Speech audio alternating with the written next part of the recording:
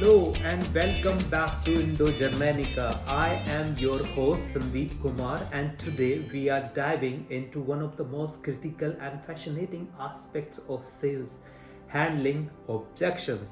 Whether you are new to sales or a seasoned professional, objections are part of the game, and trust me, they are not something to fear. They are opportunities in disguise. So before we start, let me quickly remind you, if you are new here, please take a second to hit the subscribe button and the bell icon. This is a growing channel, and your likes, comments and shares help push this content to people who need it. Every like counts. So if you find value in this video, don't forget to click that thumbs up button, and hey, drop a comment below about the biggest objections you have faced in sales. Let's start a conversation. Let me begin today's talk with a little story. There was once a man who needed to cross a dense dark forest. He had only a small lantern that could illuminate 2 feet ahead of him. The forest stretched over 10 miles, and he thought, how can I possibly cross this forest when I can see only 2 feet at a time? An old man walking by overheard his dilemma and said, you are overthinking this. You don't need a lantern that lights up the entire forest. No such lantern exists. You just need to move forward 2 feet at a time. As you walk, the light will reveal the next 2 feet and the next and the next, and eventually you will cross the entire forest. Now, why did I tell you this story? Because this is exactly how life works and how sales work. In sales, just like in the forest, you don't need to see the whole picture right away. You only need to take one step at a time. As you move deeper into a deal, you learn more about your client's pain points, their objections and their needs.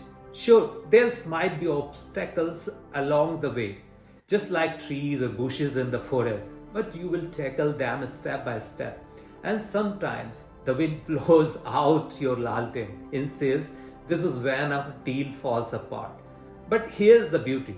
Every deal you lose becomes a matchstick in your matchbox of experience. And the more matchsticks you have, the better equipped you are to light your way in your future deals. So objections are not rejections. Objections are the client's way of saying, I am interested, but I need more clarity. They aren't just no's. They are not yets. Here's a real life story from my own experience. I called a prospect who was the decision maker for a mid-sized company. After my initial pitch, he said, your service sounds great, but it's too expensive.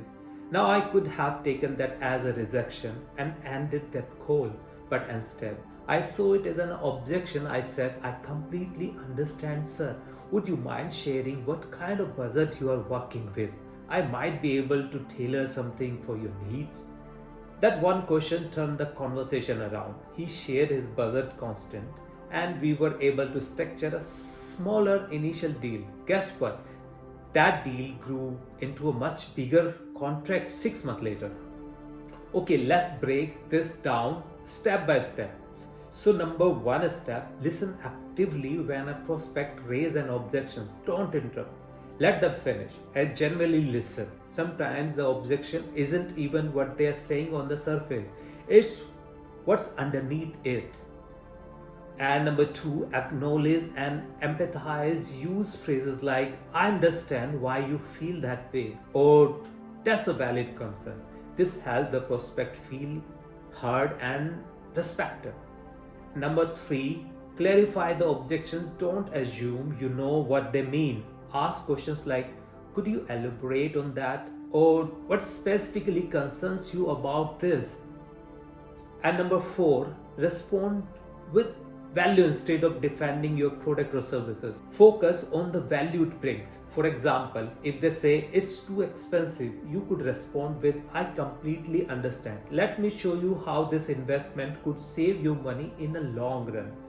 And number five, always tell a story. People connect with a story. Share a success story of a client or a similar client who had the same objection and how it worked out for them. Let me tell you another story. I once had a prospect who suddenly said, I am not interested, right in the middle of pitch. Now, that's usually a conversation killer, right?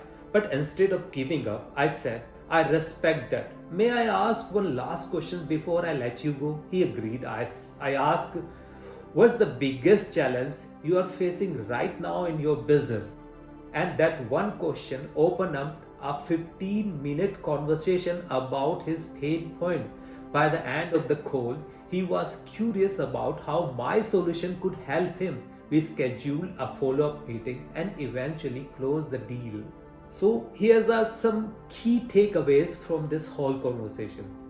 First, every objection is an opportunity to learn more about your prospect. Second is stay calm, empathetic, and curious. Number 3, remember, sales is a journey. Just like crossing that forest, take it one step at a time. Now, for those working in a German or European market, remember that transparency and the trust are crucial. Germans appreciate a no-nonsense approach. So, when handling objections, be direct, honest, and prepared with data. Here's your useful German phrase for the day. Können wir uns auf einen Punkt einigen? That translates, can we agree on one point? Use this to bring the conversations back to common ground during negotiations. Okay, if you have made this far, I just want to say thank you. I truly appreciate your time and support. If you found value in this episode, please give it a like. It helps this video reach more people who can benefit from it. Also, don't forget to subscribe to Indo-Germanica and hit that bell icon so you never miss an episode. And in the comments, tell me what's the biggest objections you have faced in sales.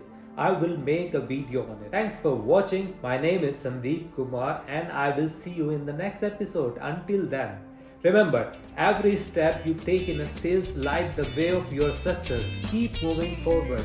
Okay, cheers and auf Wiedersehen.